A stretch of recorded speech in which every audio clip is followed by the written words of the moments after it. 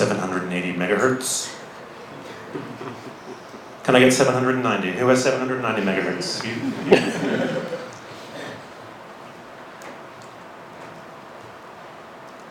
Could you leave the house lights up, please? Oh, yes,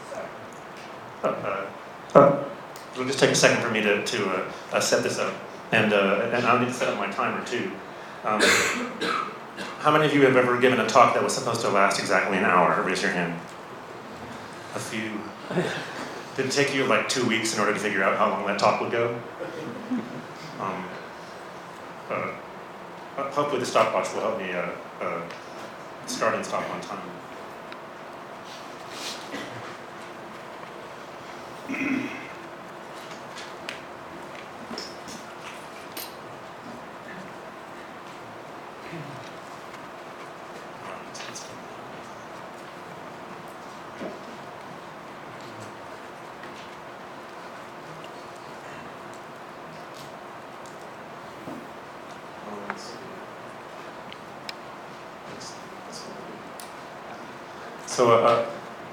So hi. My name's RichardLeider. I work at YouTube. I'm the engineering manager of the YouTube Player Infrastructure Group. We're the people who do the work on the client in order to make videos play. We also do sort of network optimization and efficiency stuff in the way that it sort of ties into quality of experience, joint latency, smooth playback, and that sort of thing. And we're also the folks who do instrumentation on the clients for quality of experience. I mentioned this at the beginning because it's an honor for me to be here and to participate in this community because I depend upon your work. I'm at a different part of the stack, and in that sense, I'm a very, very heavy user of quality of experience, and I have a lot of opinions, which hopefully you'll hear and either agree or disagree. But I'm here in awe of the expertise in the room. Speaking of which, one of the funny things about my life as an engineer working at Google is that I'm surrounded by incredibly smart, really well-educated, deeply motivated people. And what I realized is that this has brought me to a point in my life where I have a kind of intellectual atrophy. Because if I have ideas that are really only like 2/3 complete, someone nearby will go, "That idea's terrible. What are you thinking?" And then they finish the rest of my idea or prove why it should never go all the way. So I realize this when I go to other parts of my life where I have to make my own choices and they're often really incomplete. And I think, if only there was someone nearby who could help me move things along. I mentioned that today because I have a bunch of stories to tell and I have some facts to share. But if it seems like what I'm saying is wrong, it probably is, and you should just say. Or if you think what I'm saying, maybe like the sentence makes sense, but you disagree and you have a better idea, you should just say. That's what the lights are on here, because it's my hope that there's an element of participation here. I came here because you're an expert. You didn't come here because I was going to be on stage for half an hour. Right. So with that in mind, let's talk a little bit about quality of experience at YouTube. And it's my hope that our conversation in some way can amplify or reflect or influence the conversations that you all have about the work that you do and the research.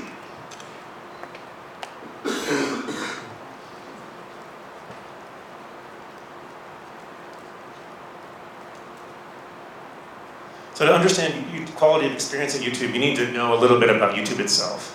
So let me detour for a while into YouTube. Just this month, YouTube is 10 years old. And maybe this is culturally insensitive to me. Is there anybody here who doesn't know what YouTube is? Okay, if you live in a place where people work on computer things and you work on computer things, maybe you're not the best judge. All right, so you guys have heard of YouTube. Excellent. YouTube has more than 1 billion users.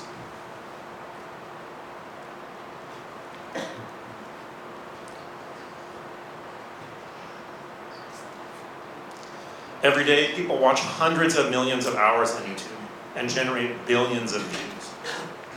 The number of hours people are watching on YouTube each month is up 50% year over year. YouTube is watched by people of all ages, all education levels, all literacy levels.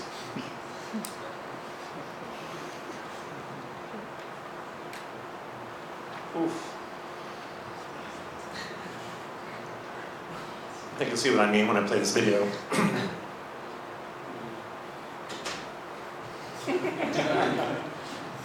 Does anybody know why it's not playing? Oh, that's right here. Cat. Cat video. Cat is watching a cat video. Ladies and gentlemen, even cats watch cat videos on YouTube.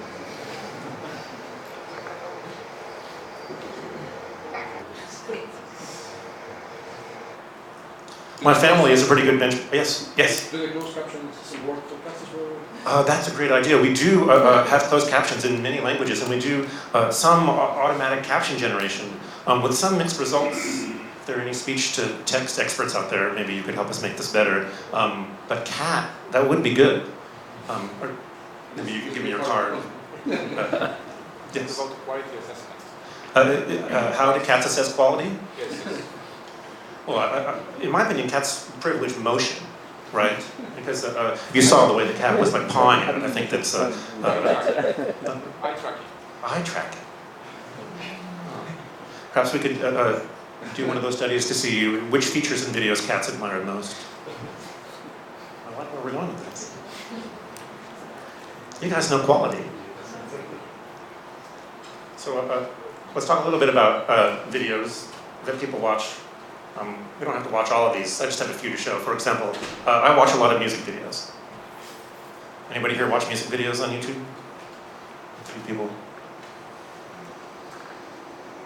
And yes, there's Bjork, Icelandic artist, and a cat.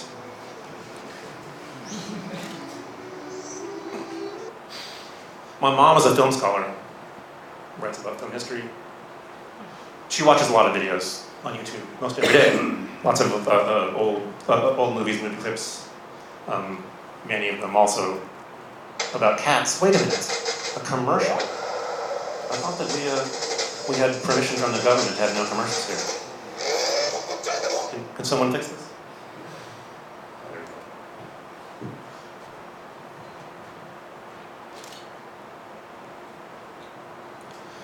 My kids watch people play cat video games.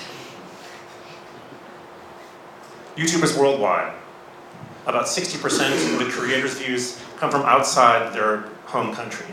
YouTube is localized in 75 countries and 61 different languages. In my family, you can see this in my wife's cousin, who maybe you have good fortune not to meet. He's from the southern United States. He has no cultural, historical, commercial connection to India whatsoever. He's obsessed with videos of Sachin Tendulkar, Indian cricket star.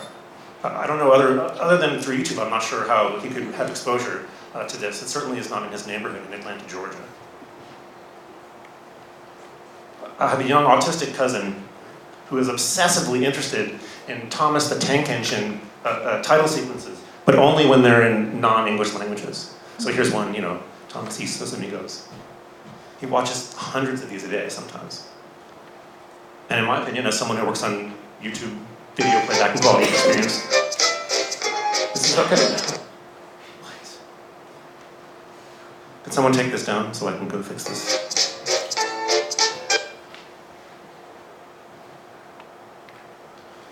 So let me get a show of hands. Who watched a YouTube video in the last month?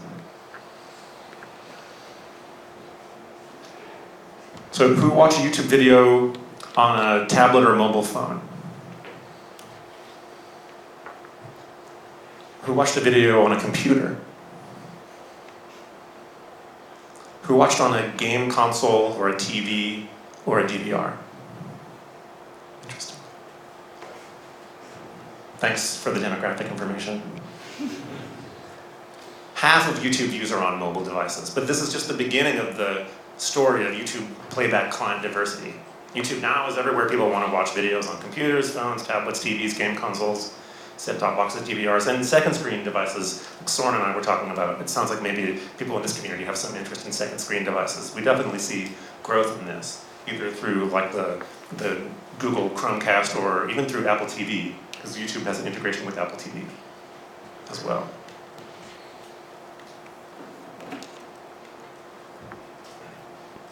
I have a few of these interspersed.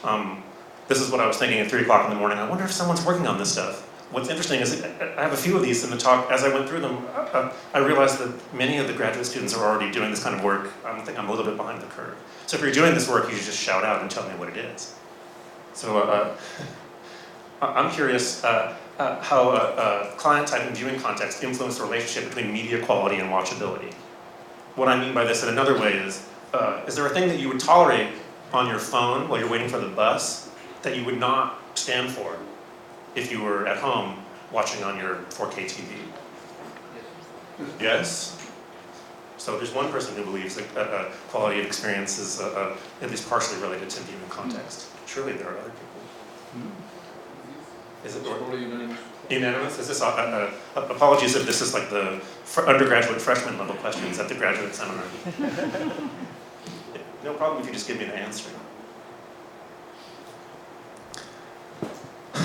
YouTube client diversity has a sort of analog in the kind of the underlying mechanics, kind of technical diversity.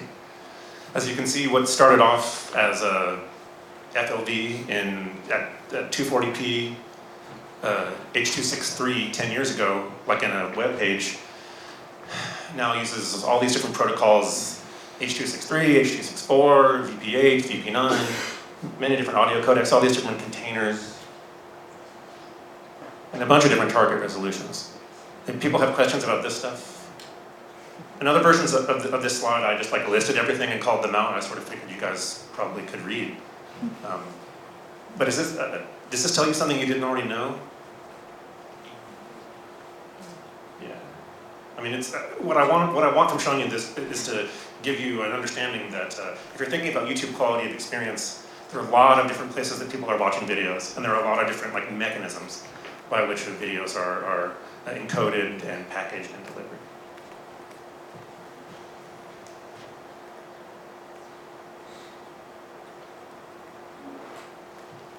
Also, I have a video straight from the lab. Shows you what happens if you try to play one of our 8K videos. Just to take a second to start it.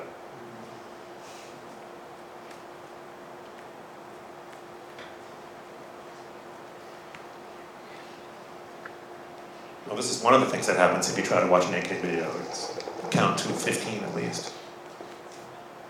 Also here, I don't know if you can tell, this is a flowing of lava. This is the melting of the Earth's crust.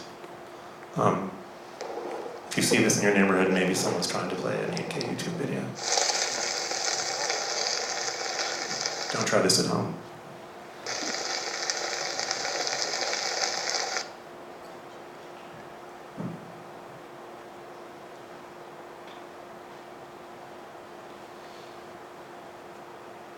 So changes in codecs and containers and target resolutions have come along with a growth in the kinds of playbacks that YouTube videos support.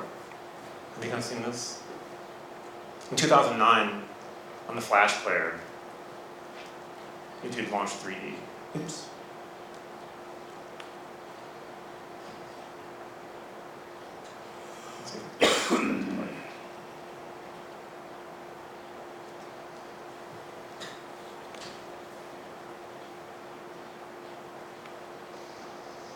Hi, my name is Peter Bradshaw, and I'm a software engineer here at YouTube. At YouTube, we're constantly inspired by the amazing things our users do on the site. One thing we noticed recently is that many users upload 3D videos. These videos consist of a pair of images combined in one of a number of ways. This means that if you want to experience a 3D, you sometimes have to cross your eyes, sometimes you have to look through, and sometimes you have to wear colored glasses of a particular type. This is all really cool, but it has an unfortunate side effect. When you come to the site, if you don't have the right colored glasses, you can't watch a particular video. We decided to fix this. we added this tag. If you add this tag to your video's tags, Oh, anyway, here we have a problem with quality of experience. This then is you'll 2009. notice there's a new drop-down underneath the video. This lets the user select how they want to watch your 3D content. I mentioned this because just in the last week, we launched and announced that now 3D content is available in HTML5 and also in the Android native application. So 3D is more portable than it used to be. If you're thinking about YouTube quality of experience, one of the things you need to consider are 3D videos. Live streams are popular on YouTube. Raise your hand if you've ever watched a live stream on YouTube. Anybody? Oh wow, lots of people. Interesting. Certainly from the other side, I can see it's popular, but I don't know who's watching. In 2009, we had the first YouTube live streams. And in 2012, YouTube streamed the Olympics. Anybody watch that stuff? A few people. One thing, did anybody watch Felix Baumgartner jump out of the stratosphere? You guys see this one? I don't need to watch the whole thing, but at the risk of oversharing commercial information, many more people watched Felix jump than who watched all of the Olympics. There were 8 million concurrent viewers for watching Felix.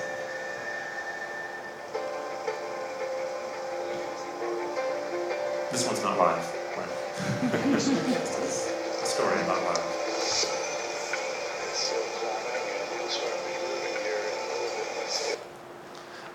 Another kind of movie that appears on YouTube, long-form Hollywood movies. Also in 2009, YouTube launched content-protected long-form Hollywood movies.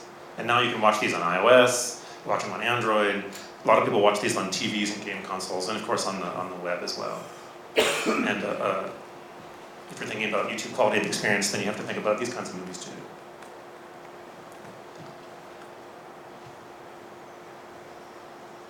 Let's see if you can tell what this one's about. I think Dr. Ukunova probably knows what this one's about.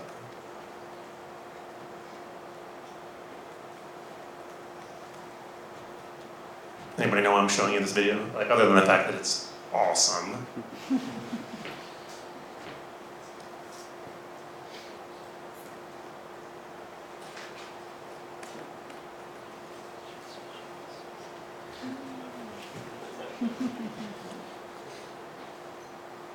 There we go. It has a special property I'm not sure you're going to be able to tell from the way that it's displayed here. That's why this is a trick question. Does anybody know what makes this video unique? Can you say louder? That's perfect. You have it ready. Ladies and gentlemen, may I present to you 60 frames per second. Although, who's good at this? How many frames are you getting?